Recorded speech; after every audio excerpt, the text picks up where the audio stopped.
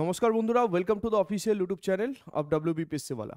RRB group D recruitment সংক্রান্ত court case চলছে, তোমরা অনেকে হয়তো খবর পেয়ে গেছো। কোর্ট কেসটা কি, যে সুপ্রিম কোর্টের একটা স্টে অর্ডার আছে ভ্যাকেন্সির ওপরে। কীরকম টাইপের স্টে অর্ডার? যে মামলাটা হচ্ছে, সেই মামলাটা হচ্ছে যে 10 পার্স ভার্সেস ITI নিয়ে ইস্যু। প্রথম কথা হচ্ছে এই মামলাটার সূত্রপাত কেন হলো সেটা যদি জানতে হয় আমাদের 2019 ভ্যাকেন্সির দিকে একটুখানি নজর রাখতে হবে। 2019 ভ্যাকেন্সিতে যেটা বলা হয়েছিল যে শুধুমাত্র মাধ্যমিক পাশে এই বছরই লাস্টবার যারা গ্রুপ ডি পরীক্ষা দিতে পারবে, কোনো টেকনিক্যাল ডিগ্রি বা ITI কিছু লাগবে না। কিন্তু 2019-এর পরবর্তীতে যে ভ্যাকেন্সিগুলো আসবে সেই সমস্ত ভ্যাকেন্সিতে ITI লাগু করা হবে। অর্থাৎ যাদের ক্ষেত্রে শুধুমাত্র ITI সার্টিফিকেট থাকবে তারাই কেবলমাত্র এই পরীক্ষা দিতে পারবে। তো এই ঘটনার পরে যারা রেলের প্রতি একদম ডেডিকেটেড বা যাদের একদম মাইন্ডসেট আছে যে আমরা রেলেই জব করব এবং আমরা গ্রুপ ডিতে জব করব বা লেভেল 1 পোস্ট যেটা আছে সেই জায়গাতে জব করব, টেকনিক্যাল ডিগ্রি আমাদের আছে, এইটা তো একদমই অবভিয়াস যে ITI যাদের কাছে আছে বা যদি কোনো একটা ভ্যাকেন্সি শুধুমাত্র ITI দিয়ে বার হয়, যেখানে জেনারেল ক্যান্ডিডেটরা যাদের কোনো টেকনিক্যাল ডিগ্রি নেই তারা সেখানে অ্যাপ্লাই করতে পারবে না। তো সেখানে কম্পিটিশান তুলনামূলক অনেক সোজা হবে বা অনেক ইজি হবে রাদার দ্যান যেখানে সবাই অ্যাপ্লাই করতে পারবে। তো 2019-এ 1,03,000 সামথিং ভ্যাকেন্সি ছিল, সেখানে 10 পাস প্লাস ITI সবাই অ্যাপ্লাই করতে পেরেছিল এবং পরিষ্কার করে আবারও বলছি নোটিফিকেশানে লেখা ছিল যে পরবর্তীতে রেলের ভ্যাকেন্সি আসলে গ্রুপ ডির ভ্যাকেন্সির ক্ষেত্রে ITI যাদের ক্ষেত্রে নেই তারা অ্যাপ্লাই করতে পারবে না। কিন্তু ঘটনা হচ্ছে এই 2024-এ যে ফর্ম ফিল আপ হলো 23শে জানুয়ারি থেকে যে আমাদের ফর্ম ফিল আপ শুরু হয়েছে, এখন আমাদের কারেকশন চলছে। তো এখানে ছেলেমেয়েদের কাছ থেকে 500 টাকা করে নিয়েছে যারা ইউআর ক্যান্ডিডেট, তোমরা অনেকে আছো যারা 500 টাকা দিয়ে ফর্ম ফিল আপ করেছো। রেলের কথা হচ্ছে যে তুমি যদি CVT-তে অ্যাপিয়ার করো, কম্পিউটার বেস টেস্টে অ্যাপিয়ার করো, তাহলে তোমাকে 400 টাকা রিফান্ড করে দেওয়া হবে, অর্থাৎ পরীক্ষার ফি তোমার কাছে 100 টাকা নেওয়া হচ্ছে। তো এই যে 500 টাকা করে ফর্ম ফিল আপ করেছো তার মানে কি, এখানে নোটিফিকেশনে যেটা লেখা ছিল যে শুধুমাত্র 10 পাস মাধ্যমিক হলেই তুমি আবেদন করতে পারবে, কোনো ITI লাগছে না। 14টা যে পোস্ট আছে 14টা পোস্টের জন্যই একই এডুকেশনাল কোয়ালিফিকেশন, শুধুমাত্র মাধ্যমিক পাশে আবেদন করা যাবে। এবার এখানে আমি বলবো না যে ITI যারা ছেলেমেয়েরা আছে তারা আন্দোলন করে ভুল করেছে, না।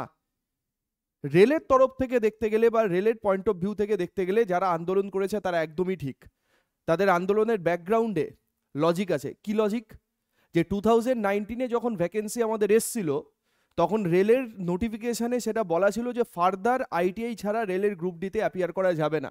তাহলে যারা ডেডিকেটেডলি রেলের অ্যাসপিরেন্ট তারা ওই 2 বছর ITI এর পেছনে ইনভেস্ট করেছে, নষ্ট বলবো না, ইনভেস্ট করেছে যে না ঠিক আছে আমার ITI থাকলো করা, আমি সরকারি যে কোনো ডিপার্টমেন্টের জন্য আবেদন করতে পারবো বা আমি কোনো কোম্পানির ক্ষেত্রে আবেদন করতে পারবো।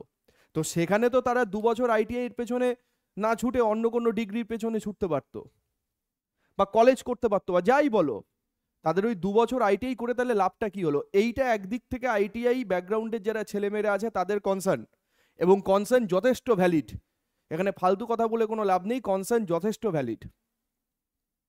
যে তাহলে যদি এটাই করার হতো বা এটাই যদি করবে রেলের আগে থেকেই সব কিছু ফিক্স করা, তো সেখানে ওই নোটিফিকেশনে ওটা লেখার কি দরকার ছিল? ওই লেখাটাই হচ্ছে সব থেকে বড় ইস্যু বা বড় সমস্যা। যে যদি হ্যাঁ শুধুমাত্র 10 পাসেই করতো তাহলে ITI এর কথাটা মেনশন করা কেন, এটা হলো মেন কথা। তো সেই ক্ষেত্রে ITI যারা ছেলেমেয়েরা আছে সেই ছেলেমেয়েরা কেস ঠুকে দিয়েছে যে না তাহলে এই জিনিসটা কেন হলো, তাহলে আমাদের 2 বছর যে আমরা অন্য পারপাসে আমরা যে ইনভেস্ট করতে পারতাম তাহলে আমাদের এই 2 বছরের দামটা কে দেবে? এটা একদম ভ্যালিড কথা, এটা নিয়ে কোনো দ্বিমত নেই, যথেষ্ট লজিক্যাল। আবার উল্টো দিকে এটাও ঠিক, গ্রুপ ডিতে যে কাজ করতে হয় সেই কাজের ক্ষেত্রে টেকনিক্যাল ডিগ্রি সেই অর্থে দরকার হয় না, কয়েকটা পোস্ট ছাড়া, আমি বলছি না সব পোস্টের ক্ষেত্রে দরকার হয় না, কয়েকটা পোস্ট ছাড়া, যেমন ওয়েল্ডার, ফিটার, এইগুলোর স্পেশাল ট্রেড নিয়ে ITI করানো হয় ITI কলেজে। তো এই ডিপার্টমেন্টগুলোর জন্য, এগুলো টেকনিক্যাল ডিপার্টমেন্ট গ্রুপ ডির আন্ডারে, এগুলোর জন্য আমাদের টেকনিক্যাল ব্যাকগ্রাউন্ড দরকার, মানে ITI দরকার। কিন্তু পয়েন্টসম্যান বা হেল্পার স্টোর কিপার, এদের জন্য আমাদের কি আইটিআই লাগবে? এগুলো তো মানে সেই অর্থে বলতে গেলে লেবার ডিপার্টমেন্টের পোস্ট, এইগুলো কোনো টেকনিক্যাল পোস্টই নয়, এগুলো নন টেকনিক্যাল পোস্ট, এগুলোর জন্য সবাই আবেদন করতে পারে। মানে বাস্তবিকভাবে বলতে গেলে সেখানে আইটিআই এর কোনো দরকারই হয় না। তাহলে এই পোস্টগুলোর জন্য কেন আইটিআই থাকবে? যেখানে ফলাও করে খবরের কাগজে লেখা থাকে যে 1 লাখ ভ্যাকেন্সি আসবে, 1.5 লাখ ভ্যাকেন্সি আসবে, সেখানে ভ্যাকেন্সির বেলায় 32,400 সামথিং। আরটিআই রিপ্লাইতে রেলের গ্রুপ ডিতে দেখা গেছে যে 1 কোটির ওপরে ফর্ম ফিল আপ হয়েছে প্রায়। তাহলে 1 কোটি ফর্ম ফিল আপে 32,000 ভ্যাকেন্সি সমস্ত জোন মিলিয়ে। এবার এই ঘটনার রেসপেক্টে বলা হয়েছে যে 21শে মার্চের মধ্যে রেলওয়েকে এই কেসের এগেইনস্টে স্টেটমেন্ট দিতে হবে যে আপনারা কি চাইছেন, মানে কি অ্যাকচুয়ালি হবে, মানে আইটিআই থাকবে নাকি আইটিআই থাকবে না, তার ক্লিয়ার স্টেটমেন্ট দিতে হবে। যদি ক্লিয়ার স্টেটমেন্ট দিতে পারে ফার্দার কেস এগোবে, ক্লিয়ার স্টেটমেন্ট দিতে না পারলে 28শে মার্চ সুপ্রিম কোর্ট ফাইনাল রায় জানাবে যে আলটিমেটলি কি হতে চলেছে বা কি হবে। এবং সেক্ষেত্রে রেলের ওই ভুলটার জন্য যে 2019-এ যেটা নোটিফিকেশনে লিখে দিয়েছিল যে আইটিআই পরবর্তীতে ম্যান্ডেটরি হয়েই যাচ্ছে, তার সপক্ষেই কিন্তু রায়টা হয়তো যাবে। তো এক্ষেত্রে রেলওয়ের একটা বিরাট বড় ইস্যু কি, form fill up already complete, এত টাকা কালেকশন কমপ্লিট, কালেকশন আমি বলবো এত টাকা কালেকশন কমপ্লিট, এবার এই ছেলেমেয়েগুলো যাবে কোথায়? তাহলে সব দিক থেকে দেখতে গেলে যেটা তোমাদের সকালেও বললাম যে ভ্যাকেন্সি বাড়ানো ছাড়া অন্য কোনো অপশান নেই। 32,400 ভ্যাকেন্সি আছে, সেটা বাড়িয়ে 60,000 70,000 করো। টেকনিক্যাল ডিপার্টমেন্টের জন্য নতুন করে কিছু ভ্যাকেন্সি বার করো, যে টেকনিক্যাল পোস্ট আছে এখানে শুধুমাত্র আইটিআই মানে অ্যাপ্লাই করতে পারবে। আইটিআইদের প্রাধান্য দেওয়া হোক, 10 পাসেরও প্রাধান্য দেওয়া হোক, সবার ইকুয়াল রাইট আছে। রাইটের দিক থেকে বলতে গেলে সবার ইকুয়াল রাইট আছে। গ্রুপ ডি সব পোস্টের ক্ষেত্রে আইটিআই লাগে না, এটাও ঠিক। টেকনিক্যাল ডিপার্টমেন্টের জন্য আলাদা পোস্ট করা হোক, সেখানে কিছু ভ্যাকেন্সি বাড়িয়ে কিছু পোস্ট বাড়িয়ে নতুন করে সেই ভ্যাকেন্সি লিস্ট আবার বার করা হোক। এতগুলো পোস্ট বাড়ালাম এই ডিপার্টমেন্টের জন্য, এখানে এই কোয়ালিফিকেশন থাকলে তারা আবেদন করতে পারবে।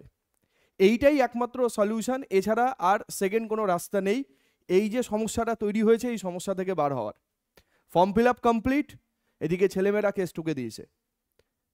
তাহলে যদি এই ডামাডোলটা চলতে থাকে, পরীক্ষা ক্যান্সেল হওয়ার কোনো রকম কোনো চান্স নেই। মানে এরকম ভাবার কোনো চান্স নেই যে নোটিফিকেশনটি পুরো বাতিল হয়ে গেল, এটা কখনোই হবে না। কিছু না কিছু একটা সলিউশন বা রায় এটা বেরোবেই বেরোবে। তবে ভ্যাকেন্সি বাড়ানোটা একমাত্র সঠিক রাস্তা, যেখানে কারোর কোনো ইস্যু থাকার কথা নয়। প্রত্যেকে ইকুয়াল চান্স পাক, প্রত্যেকে ইকুয়াল সুযোগ পাক। এবার যে যার নিজের যোগ্যতায় চাকরি ছিনিয়ে নেবে, সোজা কথা। কাট অফ কত যাচ্ছে জোন ওয়াইজ দেখতে পাচ্ছ।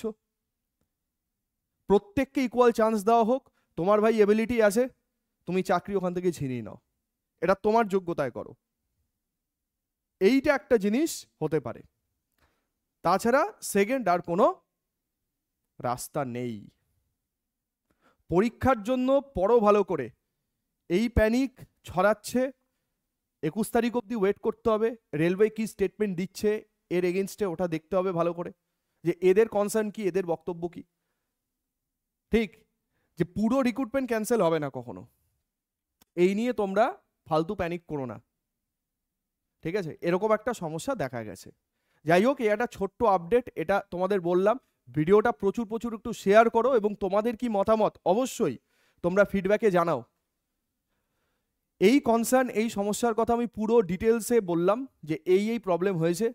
এই প্রবলেমের রেসপেক্টে তোমাদের কি কনসার্ন আছে এটা একটুখানি কমেন্টে তোমরা জানাও, যে তোমরা কি চাইছো, ঠিক। এবং হ্যাশট্যাগ রেলওয়ে ভ্যাকেন্সি দো বা vacancy increase, railway vacancy increase, এই কথাটা কমেন্টে লেখো। ভ্যাকেন্সি ইনক্রিজ করতেই হবে, সেকেন্ড আর কোনো রাস্তাই নেই, বারবার বলছি। ওকে, তো যাই হোক, এই ছিল কনসার্ন। আরআরবি গ্রুপ ডিতে যা ফর্ম ফিল আপ হয়, ইন্ডিয়াতে আর কোনো পরীক্ষা এমন নেই যেখানে এততে এই রেঞ্জে ফর্ম ফিল আপ যায়, এই রেঞ্জে নোটিফিকেশান বা এই রেঞ্জে তোমার অ্যাপ্লিকেশান যায় অ্যাকচুয়ালি। তো সেখান থেকে দাঁড়িয়ে পুরো জিনিস ক্যান্সেল করা, ছেলে মেয়েদের কাছ থেকে টাকা পয়সা নিয়ে কালেকশন করে তারপর সেই জিনিস ক্যান্সেল করা, মামদোবাজি নাকি? একদমই না, সেটা কখনোই হবে না। ওটা হলে পুরো দেশ মানে উথাল পাতাল হয়ে যাবে, এটা ফ্যাক্ট, এটা কখনোই হবে না। যাই হোক, তো এই হচ্ছে আমাদের কনসার্ন। ওকে, তো ক্লাসেসগুলো ঠিকঠাক মতো করো। রেলওয়ে সায়েন্স হ্যাকার সেশন, ঠিক রেলের সায়েন্সের জন্য একটা ইম্পর্টেন্ট সিরিজ যেটা চালু করা হয়েছে, সেই সিরিজটা ভালো করে কমপ্লিট করো। সেখান থেকে তোমাদের ফুল প্রিপারেশন সমস্ত পরীক্ষার ক্ষেত্রে আমাদের হয়ে যাবে। এই railway science special series live, যেটা আমাদের প্রত্যেক শনিবার রাত 9:30 থেকে হয়, তাছাড়া সোম মঙ্গল বুধবার আমাদের ইউটিউব ক্লাস সায়েন্সের জন্য লাইভ থাকে। ঠিক আছে, WBPSC ওয়ালা অফিসিয়াল ইউটিউব চ্যানেল তোমরা ফলো করো। ওকে, এবং এখান থেকে তোমাদের স্টেট এবং সেন্ট্রাল যে কোনো পরীক্ষার ক্ষেত্রে ফুল প্রিপারেশন হয়ে যাবে। ঠিক আছে, তো আশা করি প্রত্যেকে ভিডিওটা শেয়ার করবে। রেলওয়ে ভ্যাকেন্সি ইনক্রিজ এই কথাটা হ্যাশট্যাগ দিয়ে কমেন্টে লিখবে, এবং তোমরা কি চাইছো, তোমাদের কি কনসার্ন, তোমাদের কি বক্তব্য, সেটাও অবশ্যই কমেন্টে জানাবে। ঠিক আছে, এইটুকুই। নেক্সট একটা ভিডিওতে সবার সঙ্গে আবার দেখা হবে। প্রত্যেকে ভালো থেকো, সুস্থ থেকো, পড়তে থাকো। জয় হিন্দ।